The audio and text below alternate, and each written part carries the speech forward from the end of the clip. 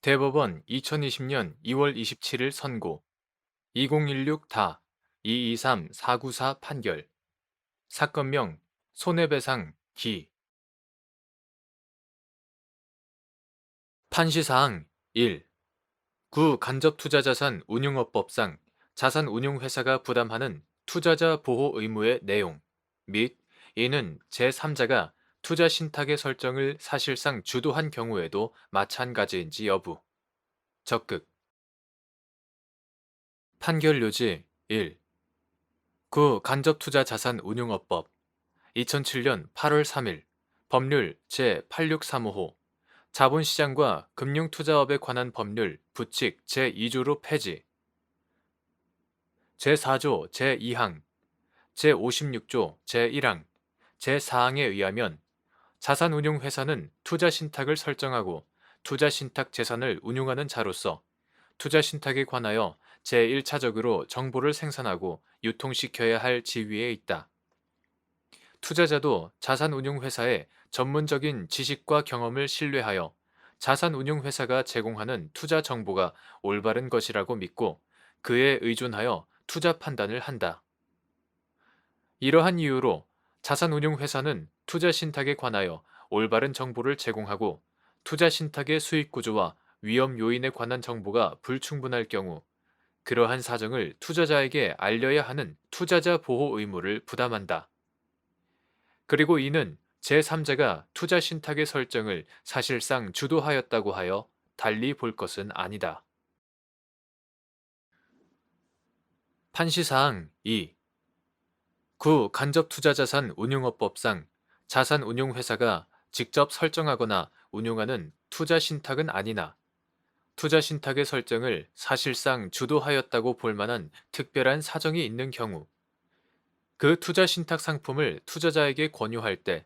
투자신탁의 수익 구조와 위험 요인을 합리적으로 조사하여 올바른 정보를 투자자에게 제공하여야 할 투자자 보호 의무를 부담하는지 여부. 적극 판결 요지 2. 구 간접투자자산운용업법 2007년 8월 3일 법률 제86355 자본시장과 금융투자업에 관한 법률 부칙 제2조로 폐지 구 간접투자자산운용업법상 간접투자재산의 운용을 업으로 하는 자산운용회사가 되기 위해서는 일정한 요건을 갖추어 금융위원회의 허가를 받도록 하고 있고 제4조 제1항 자산운용회사가 아닌 자는 그 상호 중에 자산운용, 투자신탁 또는 이와 유사한 문자를 사용하지 못하도록 하고 있다. 제7조 제2항 또 자산운용회사와 투자자 사이에는 투자신탁에 관한 지식, 경험, 능력 면에서 차이가 존재한다. 이러한 정보의 비대칭성 및 자금 제공 기능과 투자 관리 기능의 분리로 인하여 시장에서의 투자 자료 수집과 제공이 원칙적으로 전문적 투자 관리자에게 맡겨질 수밖에 없는 간접 투자의 일반적 특성 등에 비추어 보면 자산운용회사 본인이 직접 설정하거나 운용하는 투자 신탁이 아니라 하더라도 그 투자 신탁 재산의 수익 구조나 위험 요인과 관련한 주요 내용을 실질적으로 결정하는 등으로 투자 신탁의 설정을 사실상 주도하였다고 볼 만한 특별한 사정이 있다면 자산운용회사가 해당 투자 신탁 상품을 투자자에게 권유할 때는 투자 신탁 상품의 투자 권유자로서 투자 신탁의 수익 구조와 위험 요인을 합리적으로 조사하여 올바른 정보를 투자자에게 제공하여야 할 투자자 보호 의무를 부담한다고 보아야 한다.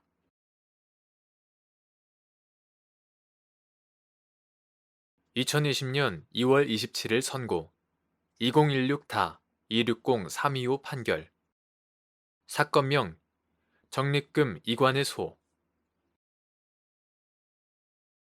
판시사항 1. 구 농업협동조합의 구조 개선에 관한 법률 부칙 2014년 3월 11일 제2조 제1항의 공제사업부문 개정에 적립된 것의 의미 판결 요지 1. 구 농업협동조합의 구조 개선에 관한 법률 2016년 12월 27일 법률 제14481호로 개정되기 전의 것 이하 같다. 부칙 2014년 3월 11일 제2조 제1항의 취지는 구 농업협동조합법 2011년 5월 19일 법률 제10684호로 개정되기 전의 것 이하 같다. 시행일 2012년 3월 2일에 상호 금융예금자보호기금 공제사업부문 개정에 속한 재산과 권리, 의무에 관한 회계가 적법하게 처리되어 있는 것을 전제로 공제사업부문 개정에 적립된 것을 예금보험공사의 예금보험기금에 이관하도록 한 것이다. 따라서 구 농업협동조합의 구조 개선에 관한 법률 부칙 2014년 3월 11일 제2조 제1항에서 정한 공제사업부문 개정에 적립된 것이란 원칙적으로 2012년 3월 2일의 전일을 기준으로 해당 회계에 속하는 것으로 처리되어 있는 재산과 권리, 의무를 의미하되 만일 회계 처리가 관계 법령 등에 위배되어 위법한 경우에는 적법한 회계 처리가 이루어졌다면 마땅히 공제사업부문 개정에 속하는 것으로 처리되었을 재산과 권리, 의무를 포함한다고 해석함이 타당하다. 회계 처리의 적법 여부를 가리지 않고 실제 이루어진 회계 처리에 따라 공제사업부문 개정에 적립된 것을 이전하도록 한다면 농업협동조합중앙회가 자의적으로 회계 처리를 하여 공제사업부문 개정에 적립된 것에 변동을 가져올 수 있고 이를 그대로 이전받는 예금보험공사로서는 충분한 적립금을 확보하지 못한 상태에서 보험금을 지급해야 하는 상황에 처할 수 있다. 이는 원활한 예금자 보호 기능의 수행을 위하여 예금자 보호 사무의 귀속 주체를 농업협동조합중앙회에서 예금보험공사로 변경하도록 한 구 농업협동조합법과 구 농업협동조합의 구조 개선에 관한 법률의 취지에 반한다. 판시사항 2. 농업협동조합법과 농업협동조합의 구조 개선에 관한 법률 개정에 따른 후속 조치로서 그동안 농업협동조합중앙회가 적립, 관리하던 공제사업부문 개정의 적립금을 예금보험공사에 이관하게 되었는데 농업협동조합중앙회가 기금관리위원회의 결의를 통해 조합경제사업 부실액의 기금 계정별 분담 기준을 이미 발생한 경제사업 부실액에 대해서도 소급 적용함에 따라 공제사업부문 개정 적립금에서 일정 액수를 공제한 나머지 금액만 예금보험공사에 이관한 사안에서 예금보험공사가 농업협동조합중앙회를 상대로 농림축산식품부 장관이 정한 상호 금융예금자 보호기금 공제사업부문 개정 적립금 이관 기준에 따라 구체적으로 확정된 적립금 이관 채무의 이행을 구하는 것은 민사소송의 대상이라고 보아야 하고 만일 적법한 회계 처리가 이루어졌다면 마땅히 공제사업부문 개정에 속하는 것으로 처리되었을 재산은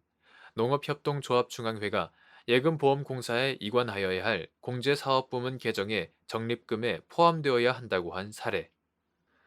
판결 요지 2. 농업협동조합법과 농업협동조합의 구조 개선에 관한 법률 개정에 따른 후속 조치로서 그동안 농업협동조합중앙회가 적립, 관리하던 공제사업부문 개정의 적립금을 예금보험공사에 이관하게 되었는데 농업협동조합중앙회가 기금관리위원회의 결의를 통해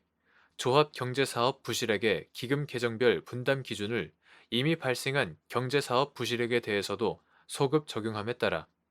공제사업부문 개정 적립금에서 일정 액수를 공제한 나머지 금액만 예금보험공사에 이관한 사안에서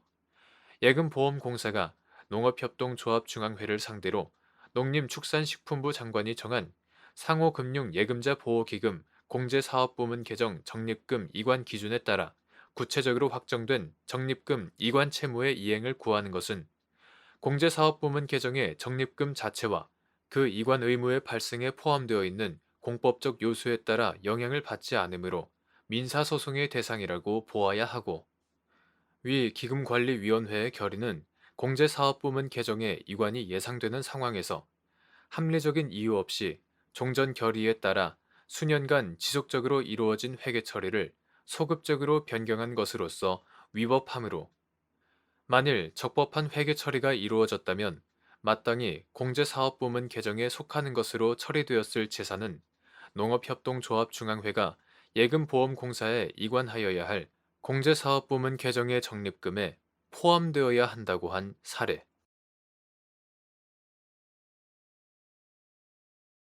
대법원 2020년 2월 27일 선고 2017다 270-114 판결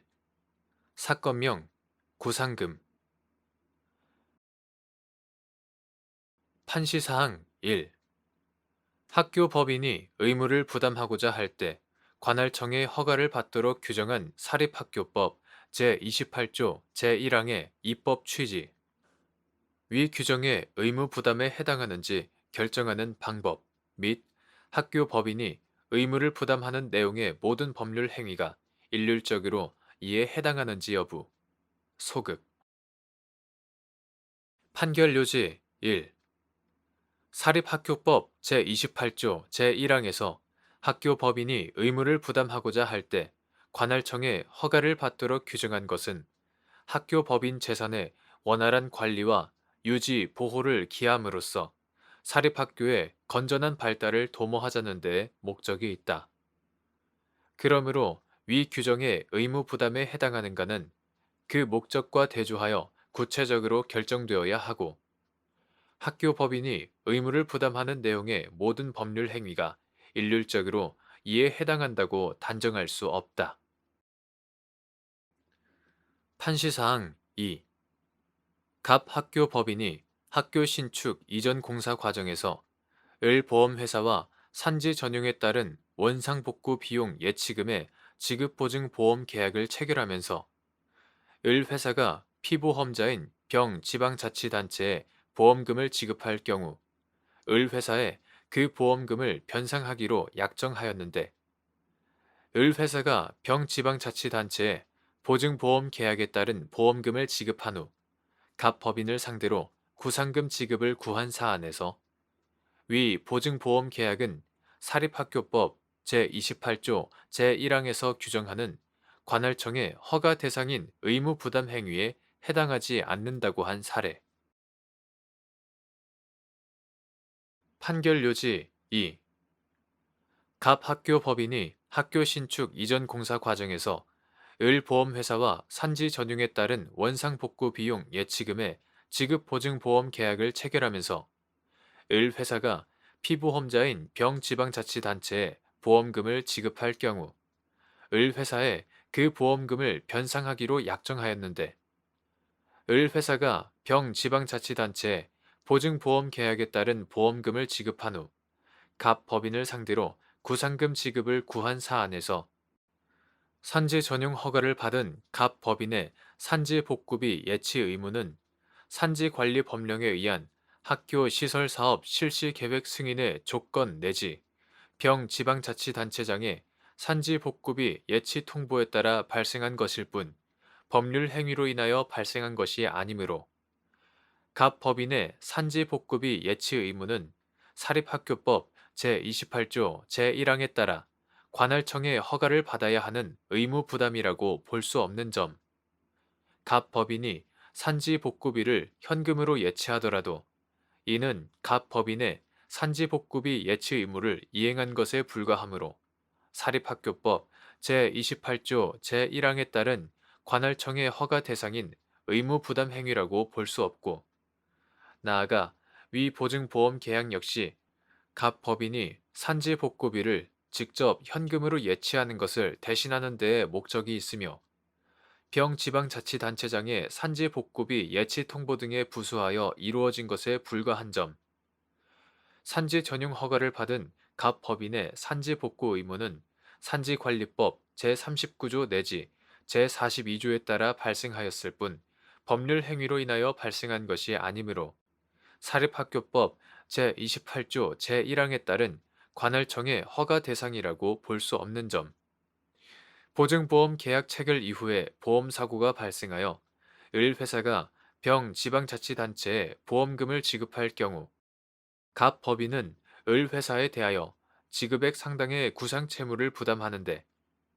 그 지급액은 각 법인이 직접 산지 복구 의무를 이행하였어야 함에도 이를 이행하지 않음에 따라 병지방자치단체가 대행자를 지정하여 복구를 대행하는 데 소요되는 비용으로서 각 법인이 산지 복구 의무자로서 원래 부담하였어야 할 성질의 것에 불과하므로 위 보증보험 계약의 체결로 인하여 각 법인이 실질적으로 새로운 의무를 추가로 부담하게 되는 것은 아닌 점을 고려하면 위 보증보험 계약은 사립학교법 제28조 제1항에서 규정하는 관할청의 허가 대상인 의무부담 행위에 해당하지 않는데도 이와 달리 본 원심 판단에 법리 오해에 잘못이 있다고 한 사례.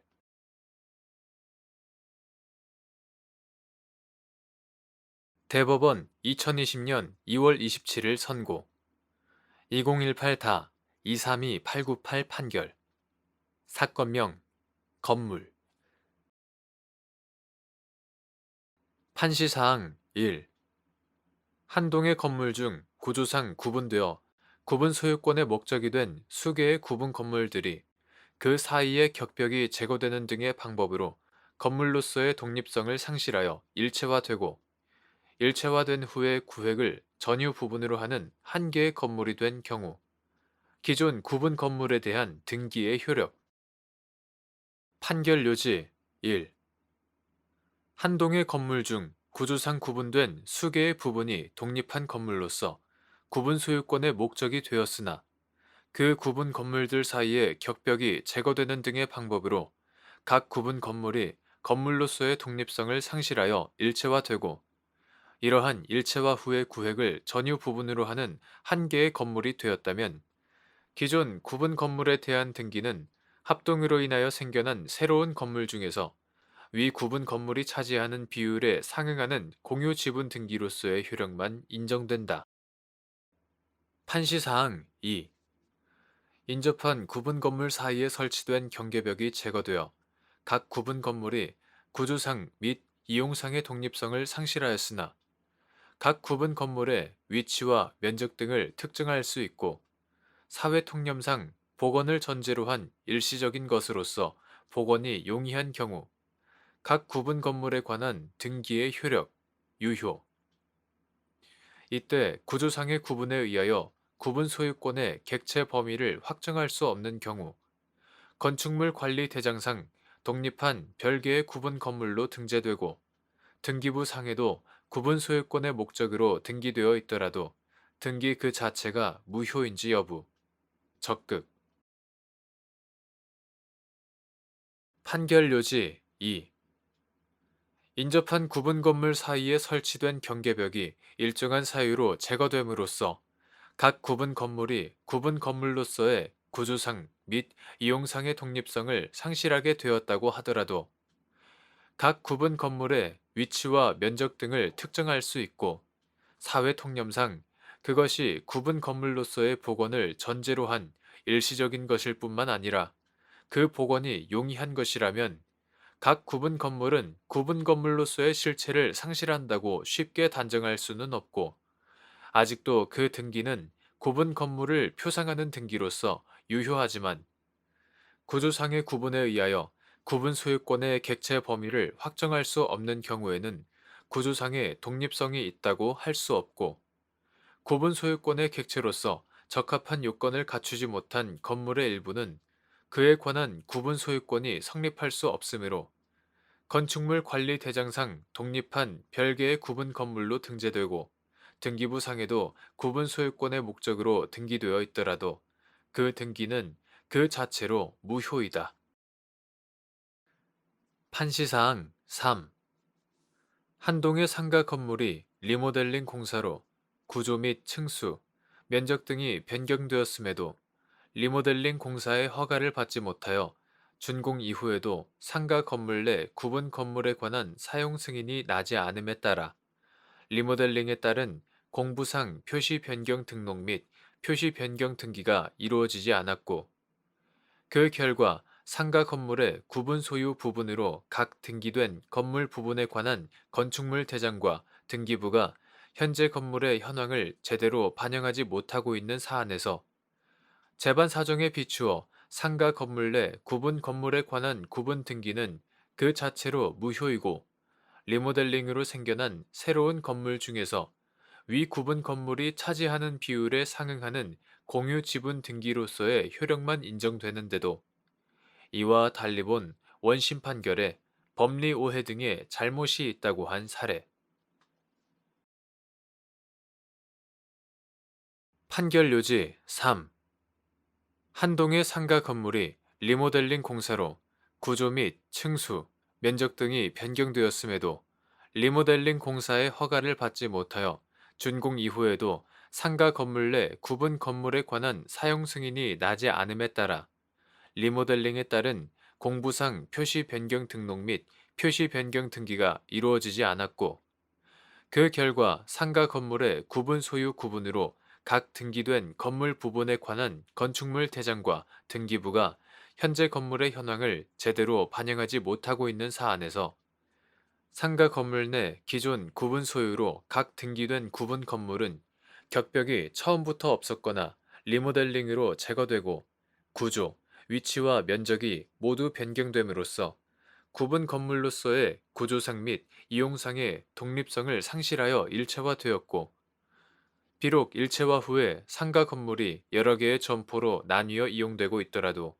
상가 건물의 구조상의 구분에 의해서는 기존 구분 등기에 따른 구분 소유권의 객체 범위를 확정할 수 없으며 위 리모델링이 기존 구분 건물로서 복원을 전제로 한 일시적인 것이라거나 복원이 용이해 보이지도 않으므로 기존 구분 건물로서의 구조상의 독립성이 있다고 할 수 없는 바, 상가 건물 내 구분 건물에 관한 구분 등기는 그 자체로 무효이고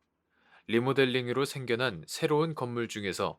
위 구분 건물이 차지하는 비율에 상응하는 공유 지분 등기로서의 효력만 인정되는데도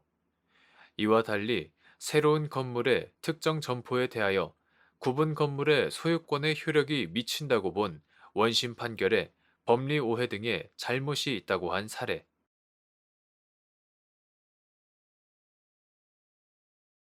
대법원 2020년 2월 27일 선고 2019 다 2004 869 판결 사건명 부당이득금 판시사항 상법 제733조 제1항에 따른 보험 수익자 변경의 법적 성질, 상대방 없는 단독 행위 및 보험 수익자 변경의 의사표시가 객관적으로 확인된 경우 그 의사표시가 보험자나 보험 수익자에게 도달되지 않더라도 보험 수익자 변경의 효과가 발생하는지 여부, 적극, 판결 요지, 보험 계약자는 보험 수익자를 변경할 권리가 있다. 상법 제733조 제1항 이러한 보험 수익자 변경권은 형성권으로서 보험 계약자가 보험자나 보험 수익자의 동의를 받지 않고 자유로이 행사할 수 있고 그 행사에 의해 변경의 효력이 즉시 발생한다. 다만 보험 계약자는 보험 수익자를 변경한 후 보험자에 대하여 이를 통지하지 않으면 보험자에게 대항할 수 없다. 상법 제734조 제1항 이와 같은 보험 수익자 변경권의 법적 성질과 상법 규정의 해석에 비추어 보면 보험 수익자 변경은 상대방 없는 단독 행위라고 봄이 타당하므로 보험 수익자 변경의 의사표시가 객관적으로 확인되는 이상 그러한 의사표시가 보험자나 보험 수익자에게 도달하지 않았다고 하더라도 보험 수익자 변경의 효과는 발생한다.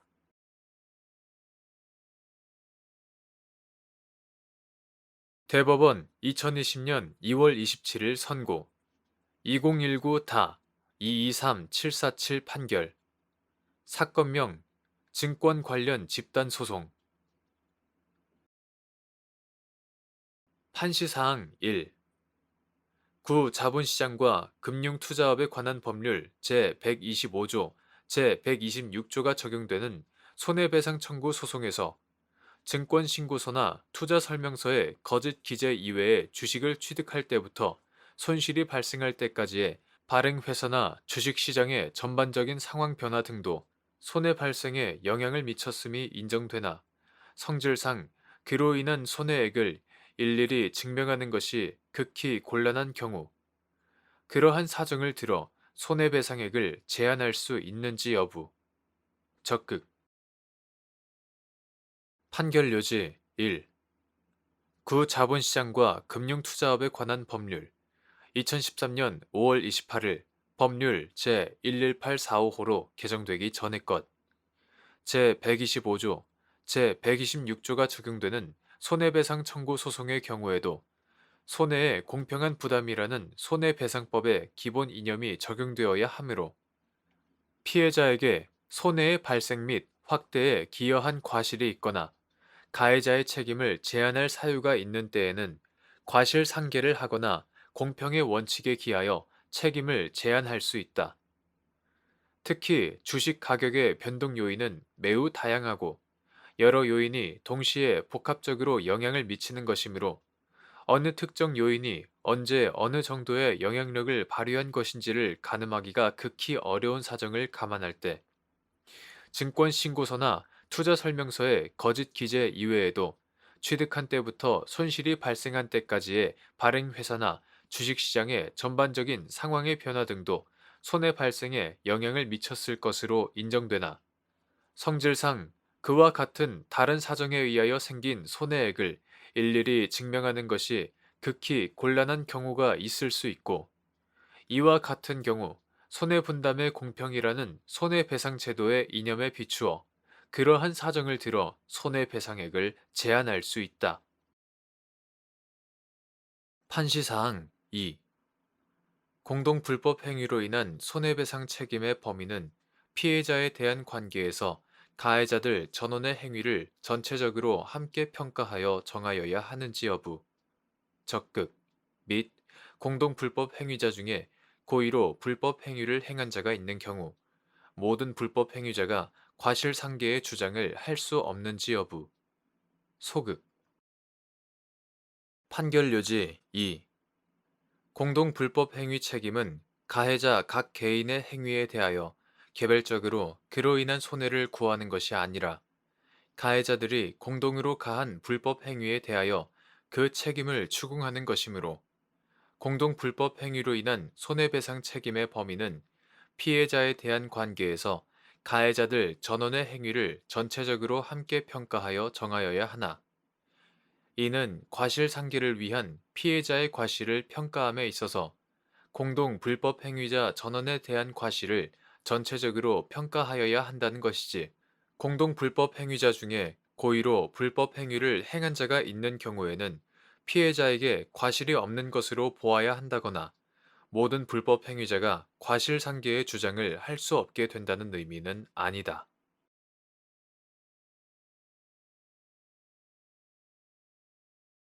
대법원 2020년 2월 27일 선고 2019 다 279-283 판결 사건명 퇴직금 등 청구의 소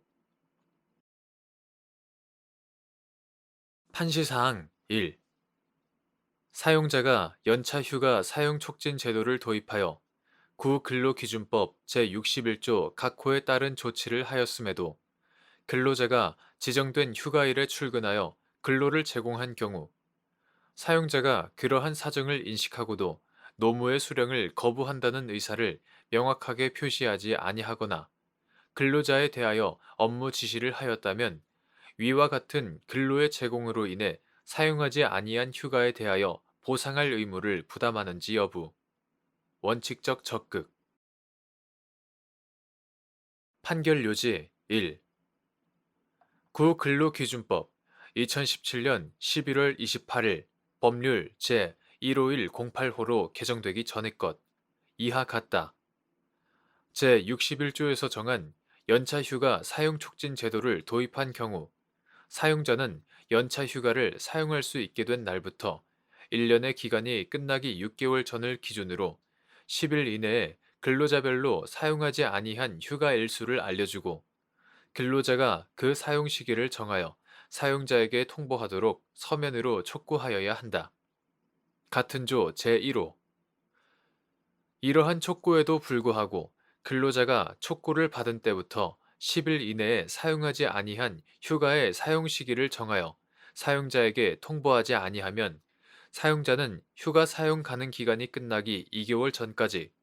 근로자가 사용하지 아니한 휴가의 사용 시기를 정하여 근로자에게 서면으로 통보하여야 한다. 근로자가 촉구를 받은 때부터 10일 이내에 사용하지 아니한 휴가 중 일부의 사용 시기만을 정하여 사용자에게 통보한 경우에는 사용자는 휴가 사용 가능 기간이 끝나기 2개월 전까지 나머지 휴가의 사용 시기를 정하여 근로자에게 서면으로 통보하여야 한다. 같은 조 제2호 사용자가 위와 같은 조치를 하였음에도 근로자가 휴가를 사용하지 아니하여 연차 휴가가 소멸된 경우에는 사용자는 그 사용하지 아니한 휴가에 대하여 보상할 의무가 없다. 구 근로기준법 제61조 다만 위와 같은 휴가 미사용은 근로자의 자발적인 의사에 따른 것이어야 한다. 근로자가 지정된 휴가일에 출근하여 근로를 제공한 경우 사용자가 휴가일에 근로한다는 사정을 인식하고도 노무의 수령을 거부한다는 의사를 명확하게 표시하지 아니하거나 근로자에 대하여 업무 지시를 하였다면 특별한 사정이 없는 한 근로자가 자발적인 의사에 따라 휴가를 사용하지 않은 것으로 볼 수 없어 사용자는 근로자가 이러한 근로의 제공으로 인해 사용하지 아니한 휴가에 대하여 여전히 보상할 의무를 부담한다. 판시사항 2.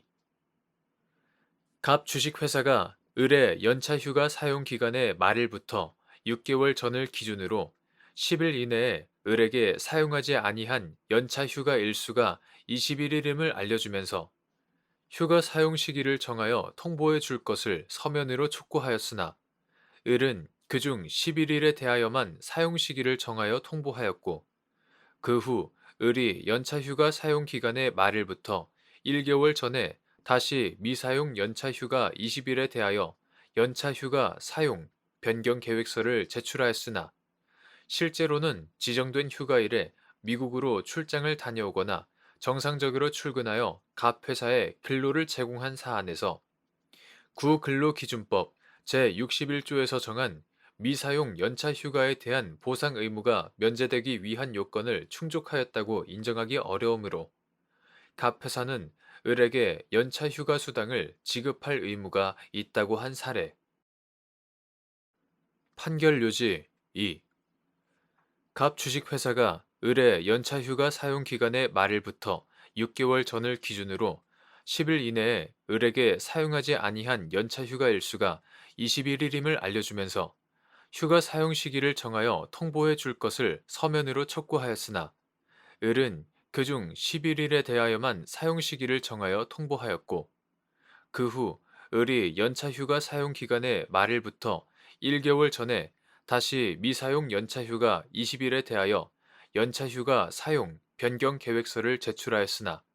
실제로는 지정된 휴가일에 미국으로 출장을 다녀오거나 정상적으로 출근하여 갑 회사에 근로를 제공한 사안에서 을이 미사용 연차휴가 21일 중 10일의 사용 시기를 정하여 통보하지 않았음에도 갑 회사가 휴가 사용 가능 기간이 끝나기 2개월 전까지 휴가의 사용 시기를 정하여 을에게 서면으로 통보하지 않은 점, 을이 지정된 휴가일 중 갑 회사의 업무를 수행하기 위해 미국 출장을 다녀왔고 나머지 지정된 휴가일에도 정상적으로 출근하여 근로를 제공하였는데 갑 회사가 별다른 이의 없이 을의 노무 제공을 수령한 점, 위 연차 휴가 사용 변경 계획서는 연차 휴가 수당의 지급을 면하기 위해 형식적으로 작성된 것에 불과하다고 봄이 타당한 점에 비추어 갑 회사는 미사용 연차 휴가 중 10일에 대하여는 구근로기준법 2017년 11월 28일 법률 제15108호로 개정되기 전의 것 이하 같다.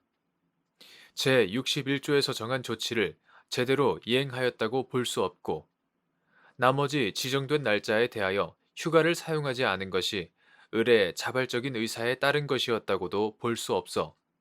구근로기준법 제61조에서 정한 미사용 연차 휴가에 대한 보상 의무가 면제되기 위한 요건을 충족하였다고 인정하기 어려우므로 갑 회사는 을에게 연차 휴가 수당을 지급할 의무가 있는데도 이와 달리 본 원심 판단에 법리 오해에 잘못이 있다고 한 사례.